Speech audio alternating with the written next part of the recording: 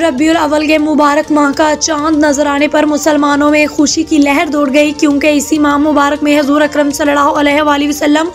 इस दुनिया में तशरीफ़ लाए, जिनकी दुनिया की आमद पर खुशी के लिए मिलाद नबी सल्लल्लाहु अलैहि वसल्लम की महफिल का इनाकात इस माह में ख़ास तौर पर होता है, जिसके लिए मसाजिद को खूबसूरती से सजाया जाता है। मसाजिद और घरों में मिलाद की पुरनूर महफिल का इनाकात किया गया। माह मुबारक में अमन व अमान, महफिल की सिक्योरिटी और मजहबी रवादारी कायम रखने के सिलसिले में हारून आबाद इंतज़ामिया की तरफ से जना हॉल बल्दिया में अमन कमेटी और मुख्तलिफ मकतबा फ़िक्र के उलमाए दीन समेत शहर के मुअज़्ज़ज़ीन को इस हवाले से होने वाले इंतज़ामात से आगाह करने